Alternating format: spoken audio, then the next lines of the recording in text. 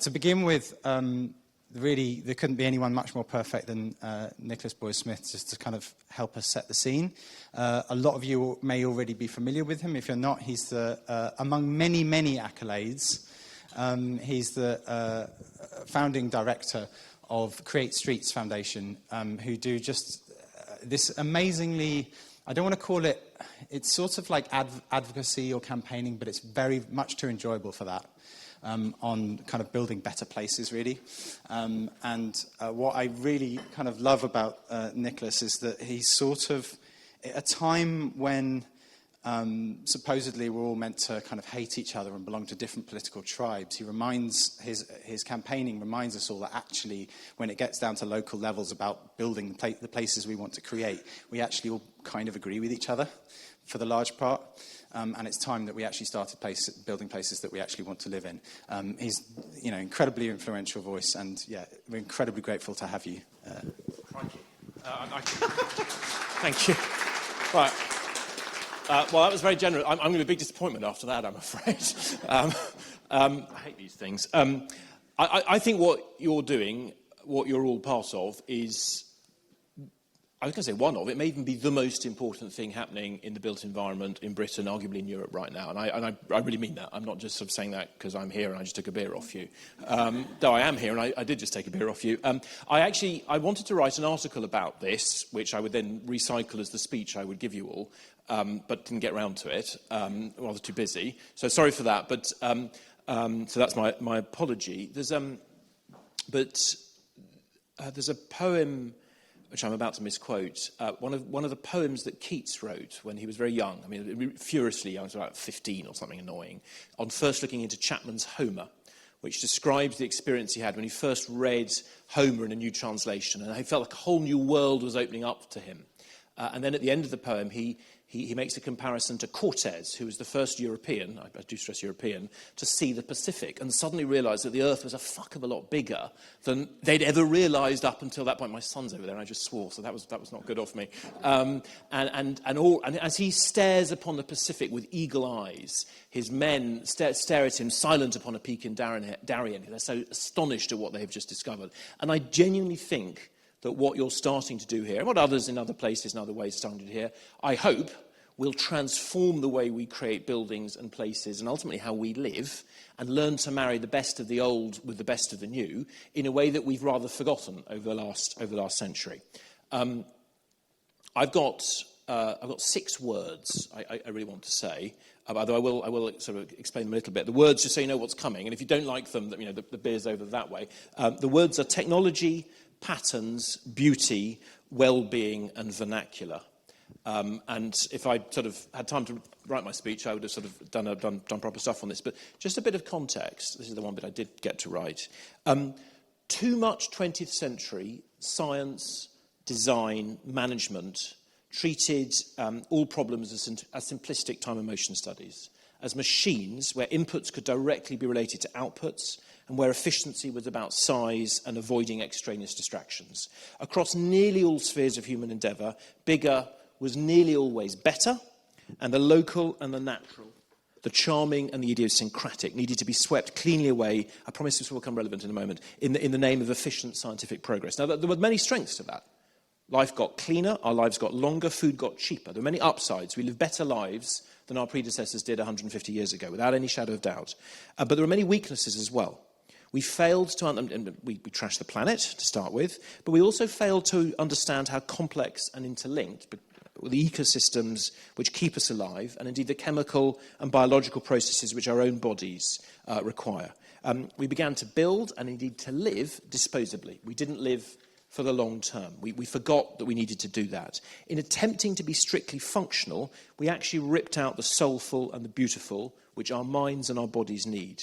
We lost agency, that's going to be very relevant this evening, we lost agency and authority over our own lives.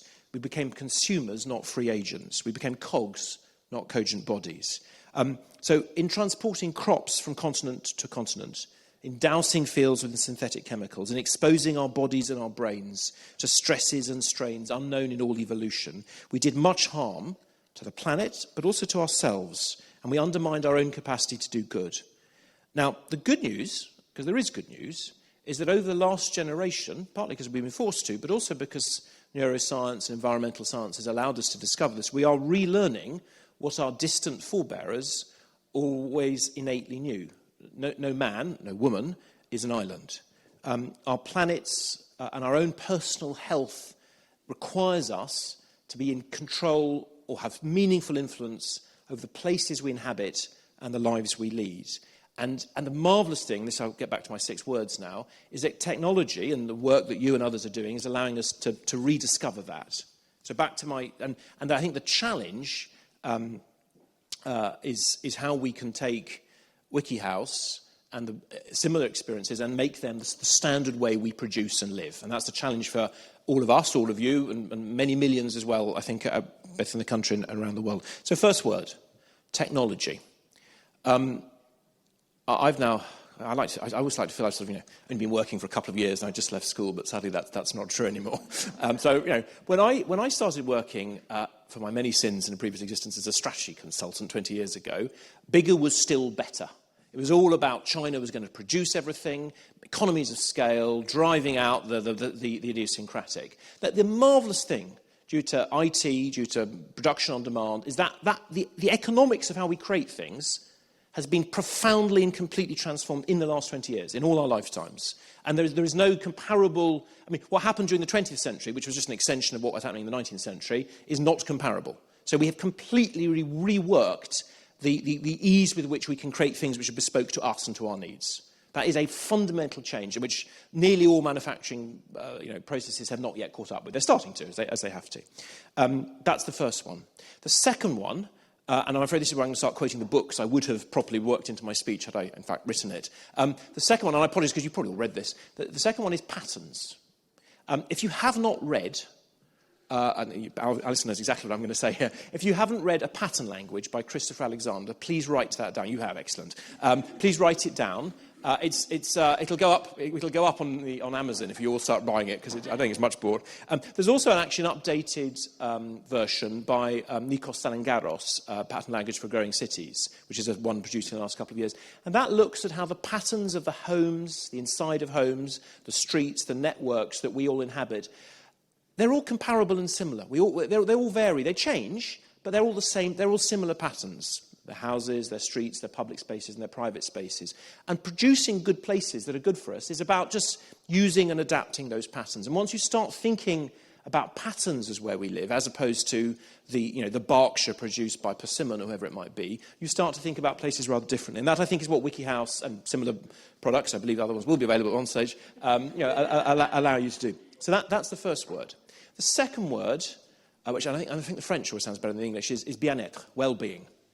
Okay? Happiness is not unpredictable. The types of momentum in our lives and the types of place we inhabit, the relationship between expressed and understood happiness are really increasingly predictable. Not being a cog in a machine, actually having agency of our own lives. That is something that nearly all of us, this is all about vast majorities, not everyone, nearly all of us find is meaningfully correlated with leading more satisfied lives. Living a life of meaningful challenge. Not complete indolence, but not a level of stress that you can't control. Having meaningful relationships. That's probably a little bit outside the scope of the speech or the talk I'm giving now. But those types of activity are good for us. And similarly, and this is the 2 more books I'm going to start in a moment, similarly, living in places where it is easy to mart and interact with our fellow man and woman, where we breathe clean air, where we have easy access to the environment, to nature, I should say, rather than environment, and where also the buildings, the streets, the public spaces, biophilically, that means in a natural way, mimic and morph the forms of nature, is provably good for us. And there are meta studies now across the world that show this. Living in places which feel human-scaled, which have embedded symmetries, which have some level of variety in a pattern, these make us feel more in control of our environment. So we know the types of place that are better for us. And I'm now going to use a word I get into trouble for using. So hang on, I'm going to cite my next book, so I forgot to cite. And these ones I haven't lent. I have a bad habit of lending books to my friends and colleagues. So I didn't have a pattern language because Eleanor over there has got it. But books on well-being, read anything by Anne Sussman and Justin Hollander, and I'm afraid I'm an author, and authors are allowed to plump their own books, or Hot in the Right Street by me. It's available very cheaply, but it's very good. Jolly good. Do all buy tomorrow. Buy that. Don't buy the others. Just buy that one. So well-being, and then the word I get into trouble for is beauty. Until about 100 years ago, it was the normal expectation of politicians, architects, engineers, customers, that we would seek to create beautiful places that were good for our souls and our bodies. That was just completely normal. So Octavia Hill, the founder of the National Trust, sought beauty around us for the good of the working man as well as the rich man in his castle. The preface to the early 1930s legislation that led to the planning system naturally talked about creating beautiful places for everyone. That was completely normal. And then during the course of the last 50 or 60 years, I won't go into why because it will get controversial, we basically dropped that concept as a place that we should create. A place that people find naturally beautiful as something we should seek to do. The best book on this is actually a children's book. It really is, I think. I mean, it's a bit annoying because it was partly based on Robert, one of the marvellous people in my team, did the research for it, and then Alain de Botton wrote it, and I have to say it's much better than anything we could have written. But what adults don't know about architecture. I recently read it because we bought it for my son as a Christmas present, and it's really very good. So do genuinely read it. And the key, what he brilliantly expresses there, and it comes back to patterns and it comes back to what you're doing here with WikiHouse, is that good places and good buildings and good streets and good public spaces follow a recipe.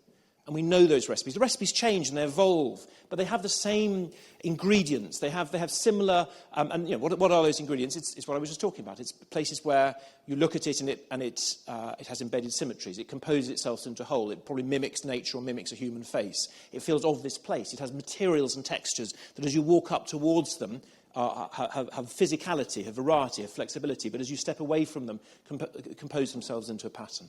So these types of places we prefer, and we have to relearn, all of you, all of us, have to relearn a desire, an innate passion for creating these places, because we'll be happier in them. So that's I promise I'm nearly finished, only one or two words more to go. The next word, and I think a word that's very appropriate for WikiHouse, is vernacular.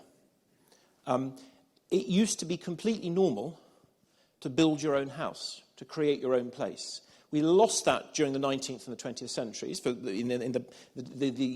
we learnt that we could do big things far more efficiently, we lost how to do things naturally and at a small scale. Thanks to the changes of technology, we can now, if you like, plug the best of the modern with the best of the local vernacular. And as we move on, let me rephrase that. As WikiHouse evolves, the challenge for all of us and for you will be to turn this into something that fits into Sussex, or that fits into Cumbria, or that fits into Cornwall, or that fits into anywhere in the world. I chose English counties because they just came more quickly into my brain, forgive me.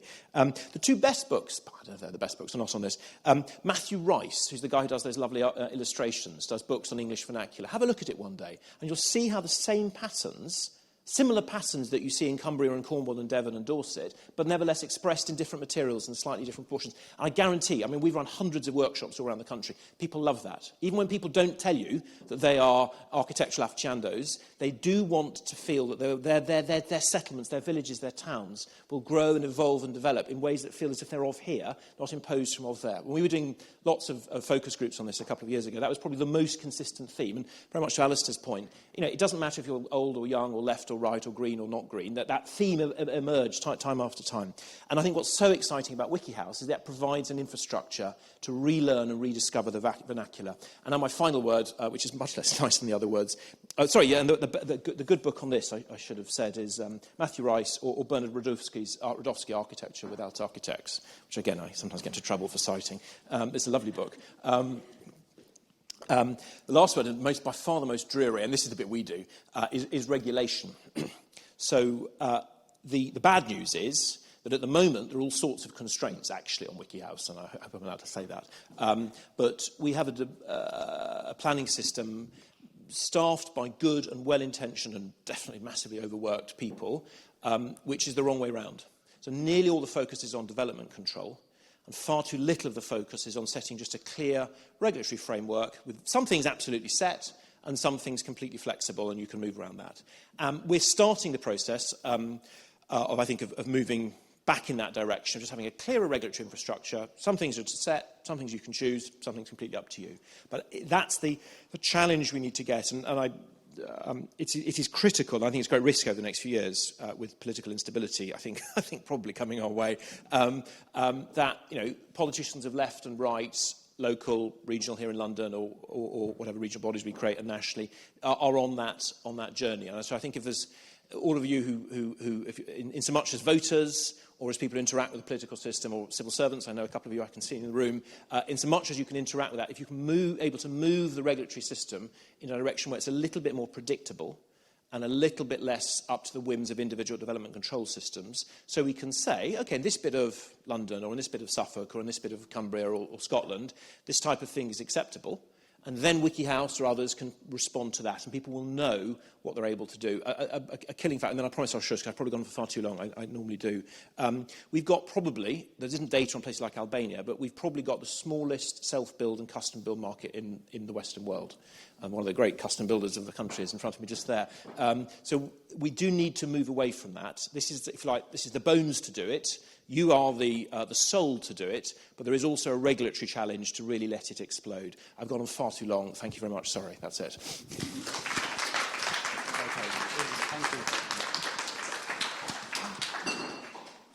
Thank you very much indeed.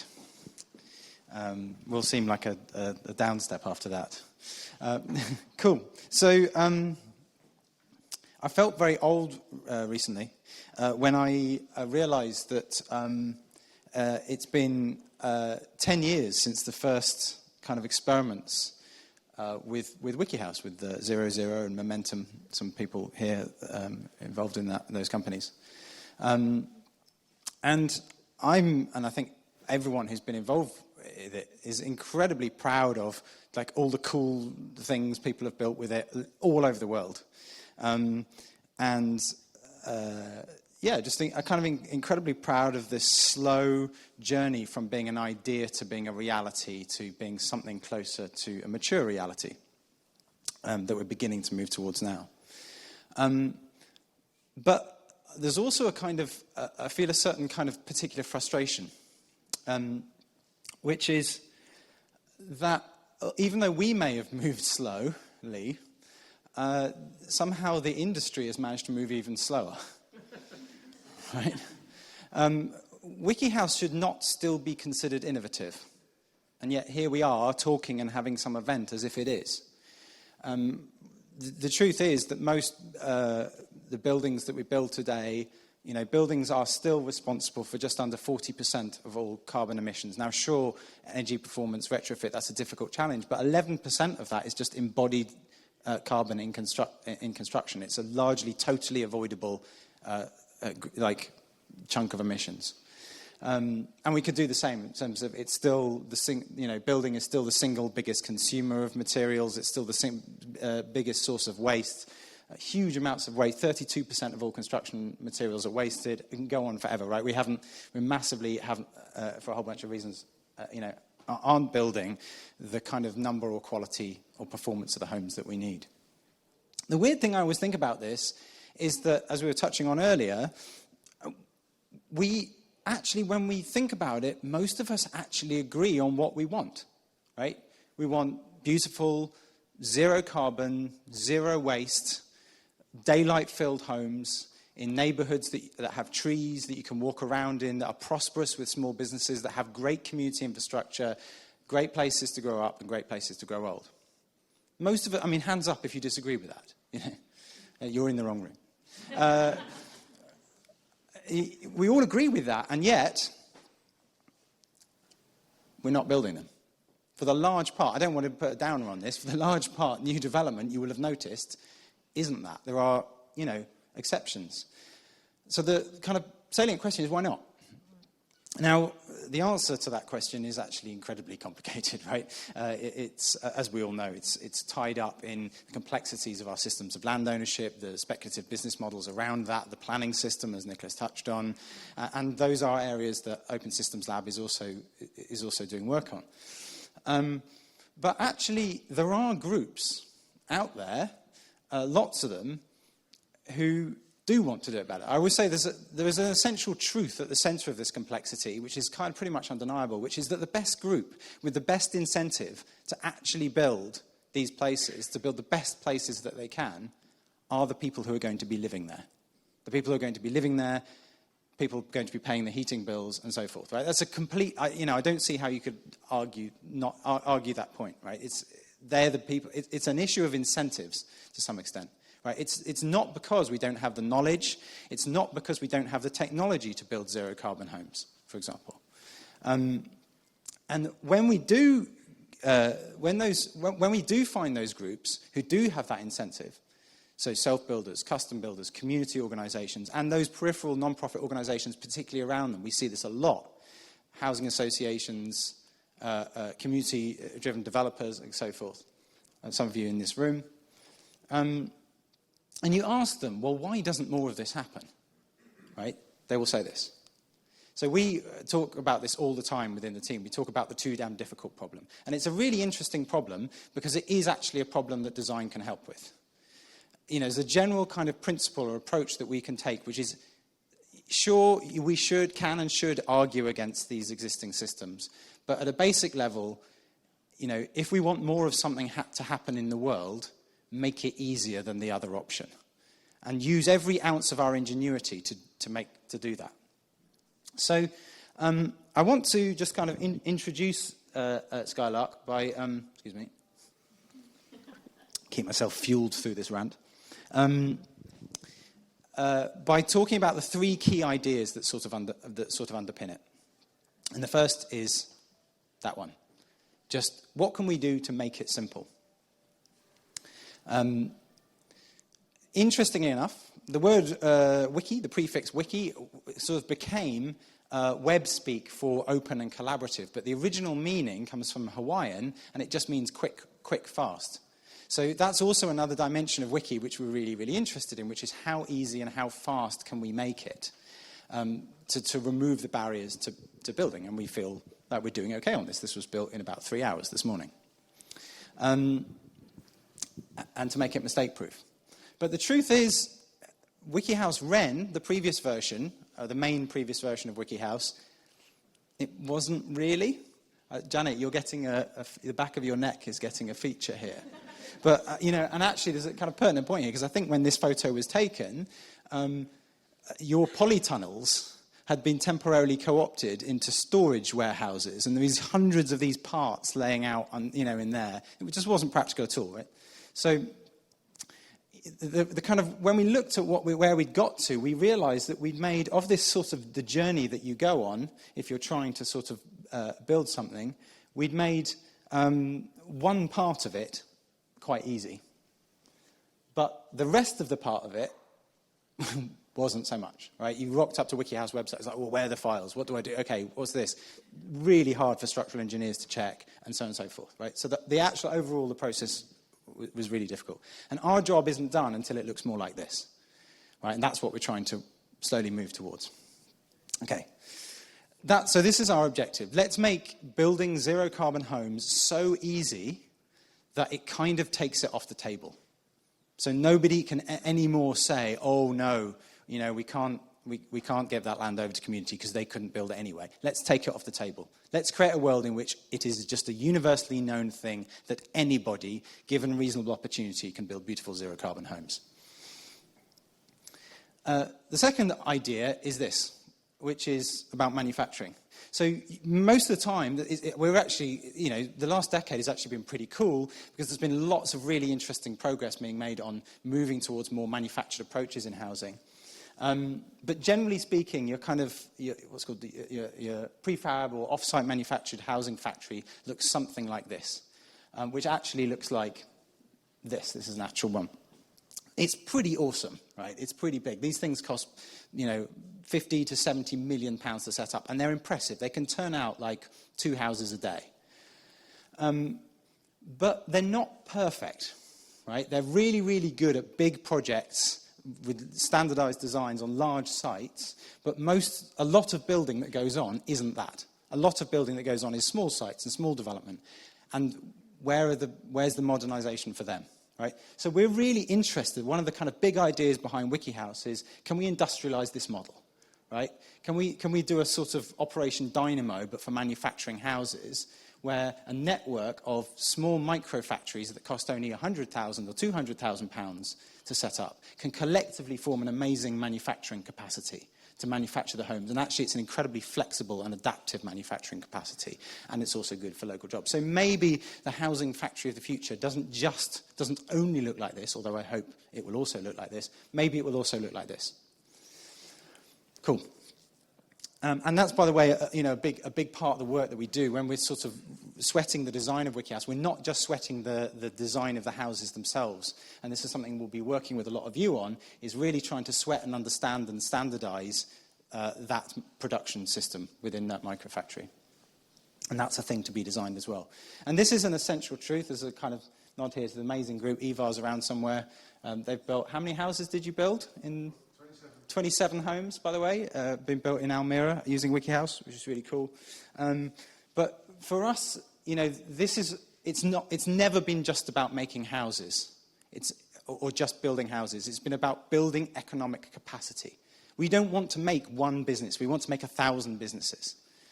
And that's, one of the kind of agendas. And that leads smoothly to our third kind of big idea, which is don't try and own the IP, right? Make it all open source. Now, this is often held up as a sort of irrational or radical idea. It's not. No one owns the IP of the brick or the structural insulated panel, and no one needs to make any money, because people buy cakes. They don't buy recipes. Right, well, I mean, they like buying recipe books, but just for the pictures mostly. And actually, right now, we've got loads of really cool housing innovation ideas that are to some extent bottlenecked by the limited bandwidth of one company or one factory. And so we're saying, well, wait a minute, wouldn't it be more interesting if we could have a network of manufacturers all sharing a set of common pooled solutions to which they can all draw from, but also they can all contribute back up to. So we can apply our collective minds. As they say in open source software, given enough eyeballs, all bugs are shallow, right? We can harness the power of our own collective intelligences. So, and that is the kind of how I really want to set the context for the presentations that I'm about to hand over from Clayton, is that the work that we've done on Skylark, what we're not doing here is saying, here's a thing we made. Actually, the work here on Skylark has been done by a whole group of companies and organizations, which I'll mention later, collaborating together to make this thing, not because they wanted to own it, but because they wanted to use it. They wanted it to exist. The other kind of emphasis of this is this, right? Which is, we're not standing up saying, hey, here's this great solution that we own. Everything that we're showing you here, if it's any good at all, it belongs to you. And on that note, I shall hand over to Clayton.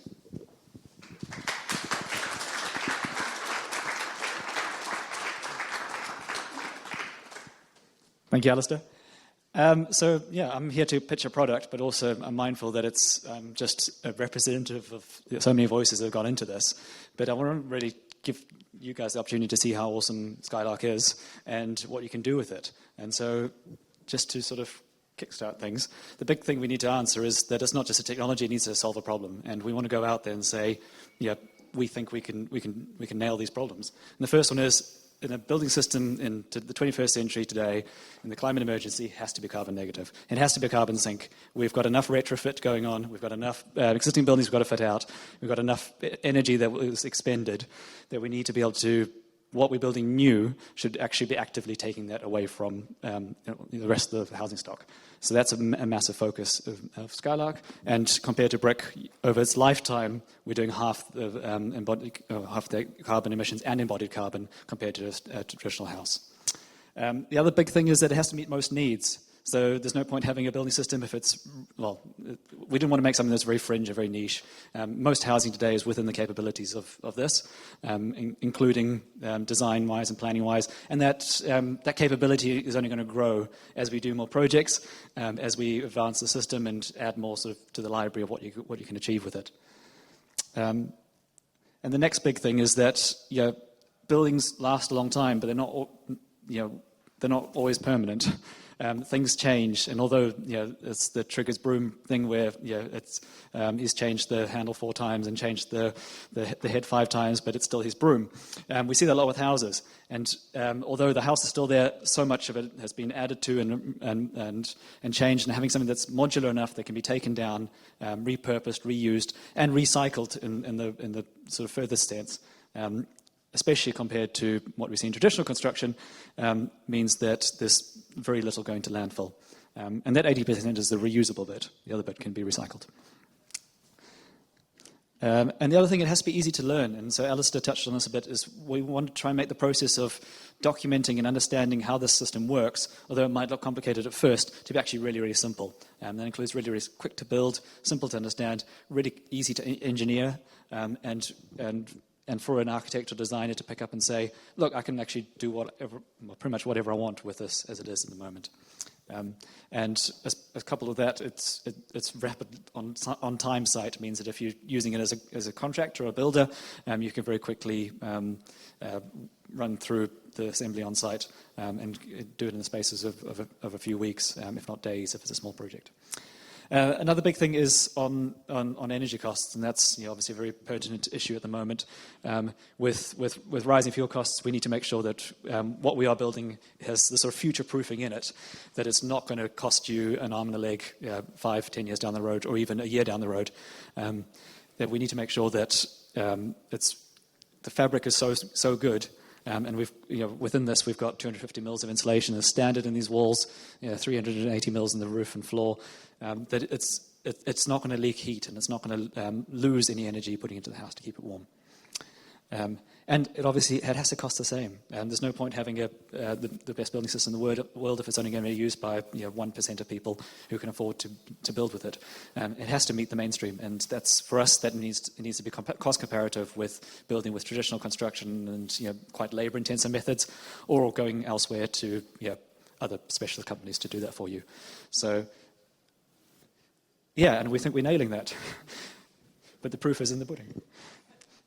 So the big thing in terms of where this comes from, how the process works with Skylark, is that we want to make sure that the materials that go into it, the raw materials themselves, are the best they can be. We make sure that it's sustainably grown timber.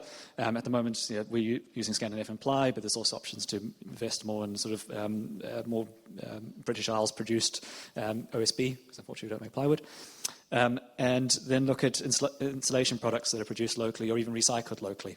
And there's some great innovation happening at the moment in the market with natural fiber insulation, hemp-based products, and with recycled polyester.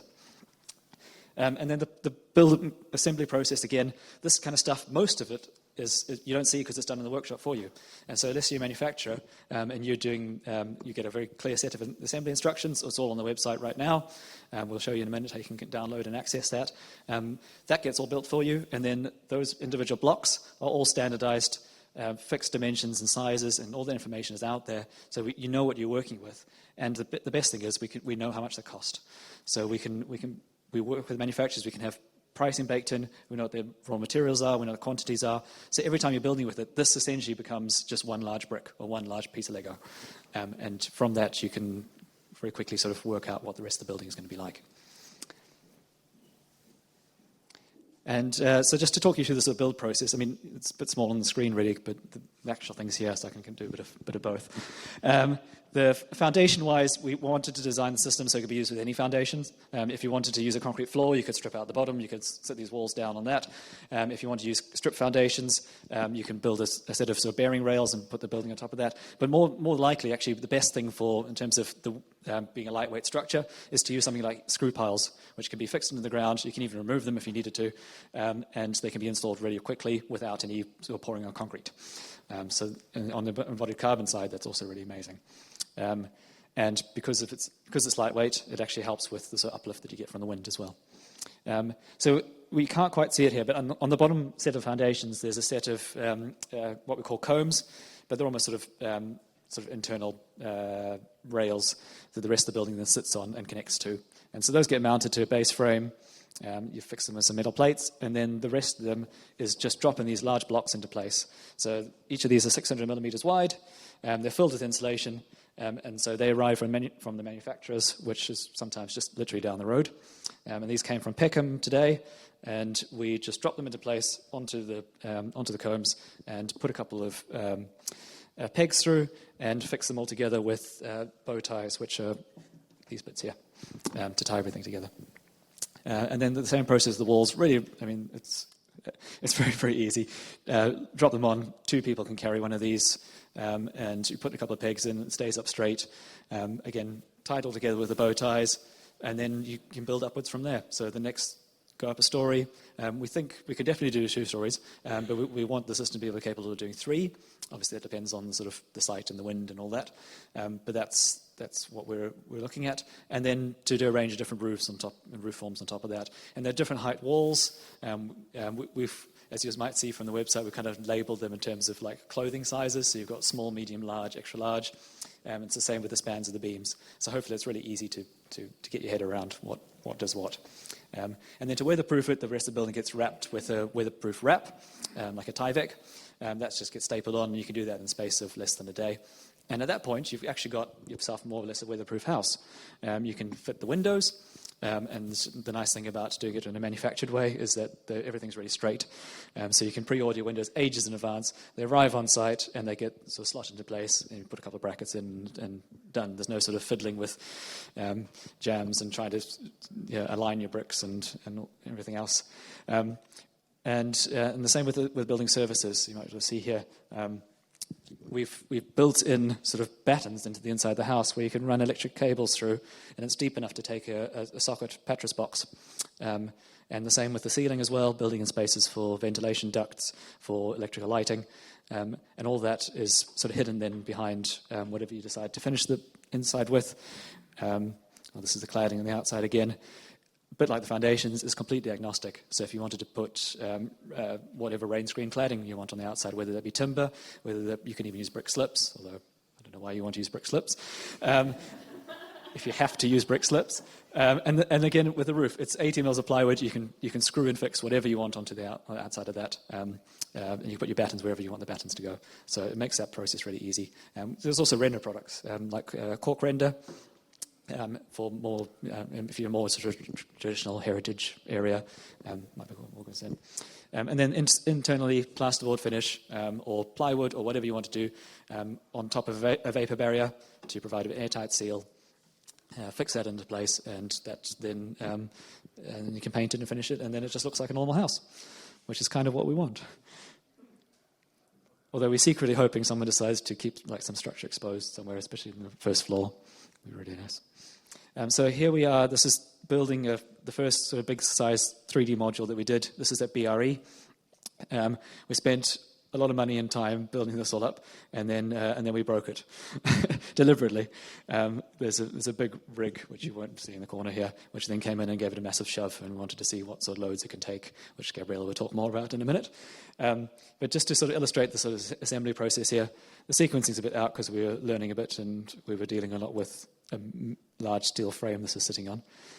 But thanks to 3Create and Phil from Real Living Homes, who did a lot of work putting this together. And so the real news here is that, the thing's great, but it's there, it's online. You can go, there's a library of blocks, you can navigate to them, you can find the individual pieces you want. It's got a whole lot of spec information. It's got all the parts contained in it. It's got the materials in it. It's got what we think the estimated cost is based on sort of recent pricing.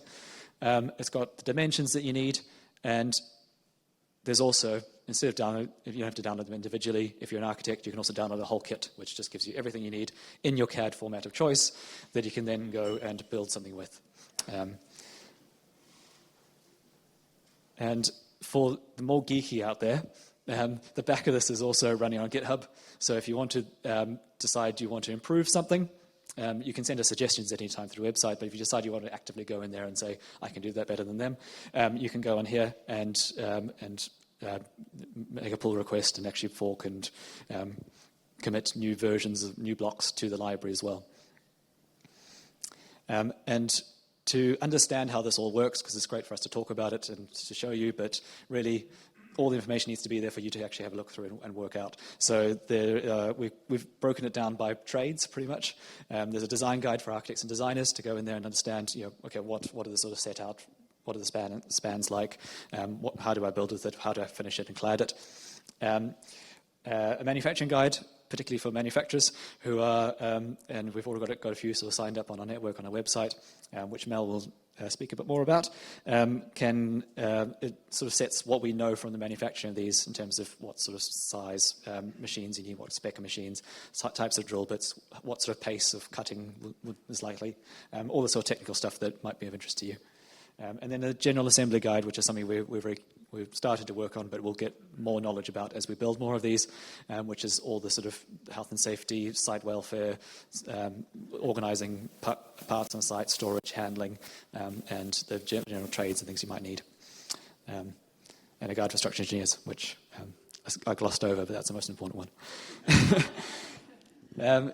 Yeah, and so I'm going to hand over to Gabriella, who's going to take you through the structural side and show you really how well this works and how safe this is and how it complies with everything it needs to comply to.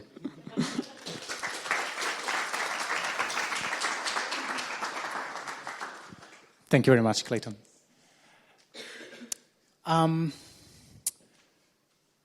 would like to start this presentation by saying how lucky we were, because for the first time in the history of Open Systems Lab and the first time in the history of WikiHouse, we had the opportunity to build a full structure within BRE and actually crash it with an hydraulic actuator to see how strong it is.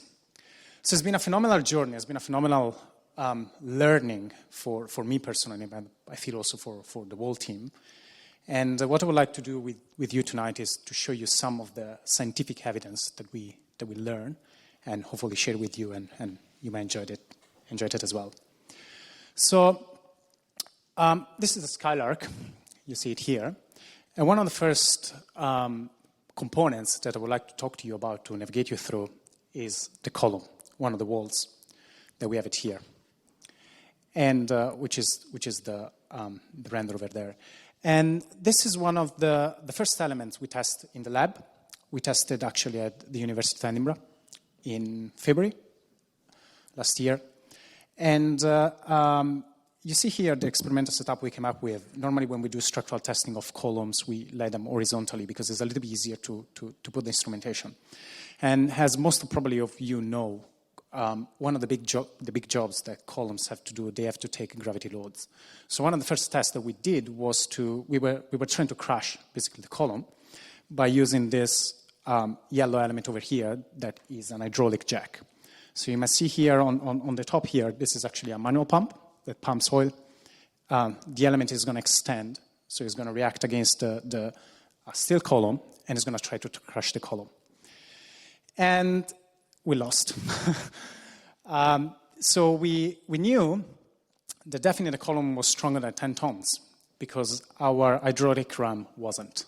So now it's pretty funny and we joke about that, but I can tell you that in the lab, when you see something pre-stressed at 10 tons, is pretty sketchy. And so what we had to do basically was to come up with his bigger brother, who we'll see in the next slide, which is essentially a bigger ram that pumps more oil. And I will show you how it ends up at the end of the presentation in a video. So flash forward, how much load does it take?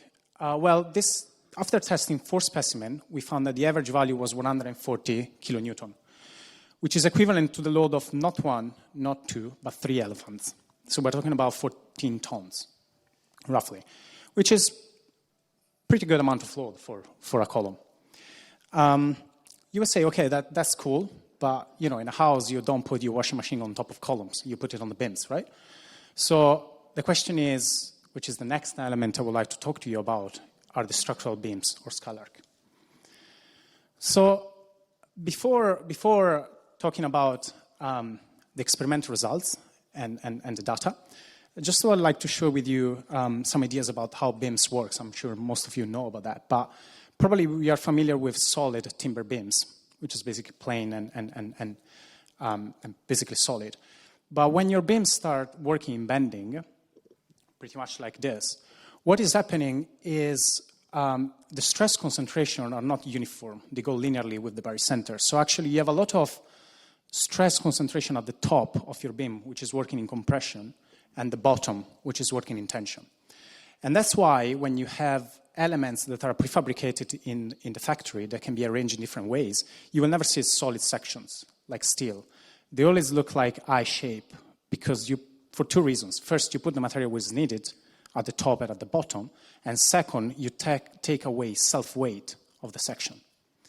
And we adopted a similar principle for Skylark. So we are putting the material really where it's needed. And the fact that we arrange the plywood in such a manner makes the beam ridiculously strong if that compared with the same section if it was completely filled up. So the question is how strong? And well, the way you can do that, you basically take it in the lab and you crush it. And that's what we did at Edinburgh University. We tested around 15 specimens. And the load, the equivalent load that these beams are breaking is 19 kilonewton meter, which is equivalent to pretty much 2 cars, which is very nice. So you can definitely put your washing machine. You can even park your car on top of that, even if we probably don't recommend it. Or if you prefer animals, this is equal to 3 walruses. That's helpful. That's very helpful. So the last element I would like to talk to you about is walls. And you see here are walls with a window and a door. And basically, walls, they don't just need to take the gravity loads, but they are bracing your structure under wind load. So one of the tests that we did at BRE was actually testing the wall under horizontal loads. You can't see very well probably from the angle of the picture, but here and here, this is the picture taken from both sides. We have a ram which is simulating horizontal loads. And if you wonder why we painted the face of the wall white and we with black dots, is because we are using a technique which in science is known as digital image correlation. So basically, we take a consecutive sequence of pictures of our wall at different time where we're loading up the wall, and we can track each one of these dots. So when we test, we just not know the amount of load, but we can actually track where the stress and the strain is going in all the wall. So that's really helpful for us to understand how the system works. And what we found out was basically that if we build a solid, strong, full wall, that is going to be solid, strong, and full. But the more openings we have, the more our system becomes flexible. So obviously, from a structural perspective, we would like to have all full walls. On an architectural perspective, we would like to have more openings. So where do we stand? From a design perspective, please, thank you. What we found out is basically that for single-story houses, you can be as creative as you want. You can put any type of walls, any type of openings that you would like, and that's pretty much fine. But when we go higher with the number of stories, then we have a limitation. We have a current limitation on the creativity because we can't put as many openings as we want. And that's not a matter of strength because the system is strong. It's a matter of flexibility. So your building will flex a little bit too much under strong wind. So at the moment, we need to counterbalance that with limiting the amount of openings when we go up with a number of stories. Now, this is something that a limitation we have in the current system, but we are doing some R&D work, and we are looking at incrementing and improving the structural detailing, specifically with the combs that Clayton showed before and with the pegs. And we would like to reach a situation where you can be as creative as you want with two-story buildings and push up any limitation in the creativity in the further number of stories. Now, as I promised, I would like to show you round 2 on the column. It's a pity there's no audio, but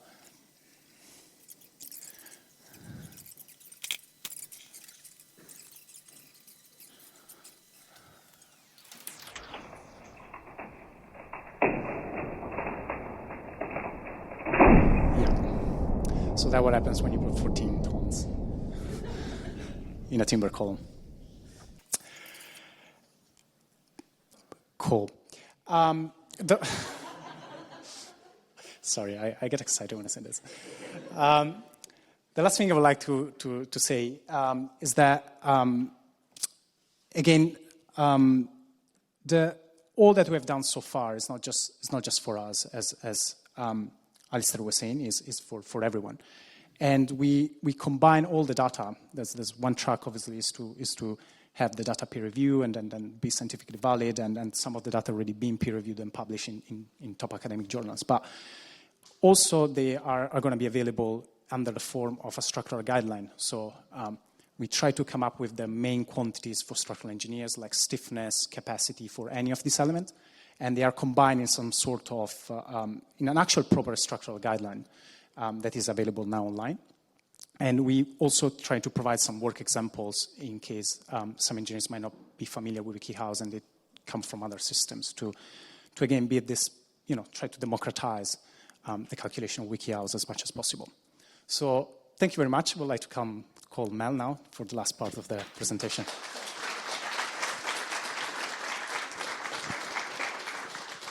Thanks, Gabriele. Hello. Yes, so we've had quite a lot about product, and I'm sure you've got lots of questions. We'll have time for questions in a moment. But I wanted to talk to you about people, because WikiHouse Skylark is for everyone. And that means it's for the architects in the room. Have we got many architects? Give me a wave. The engineers, yeah? Basically, loads of clever people who know how to build things. But also, it's for people like me who don't know much about building things. And in fact, I wouldn't know a CNC machine if it hit me in the face, So one big question that we've been talking about is, how do we make this easy? How do we make this for everyone? And so even though tonight is our release of Skylark, it is the beginning of the release and learn stage for us. And what happens next is going to be really interesting. We're going to learn how people engage with the system, how people use it, what they find easy, what they find frustrating, what they find delightful. And to do that, we obviously need help. We need help from everybody here in this room and outside this room as well. So we have 3 requests for you. The first thing you can do is build with it. And as Clayton showed, there's already a blocks library there ready for you to start building. This could be you. You could go home tonight and design something. And please tell us tomorrow about it. So yeah, it's ready for you to use. Please go and explore it and start building. Go crazy with it, please.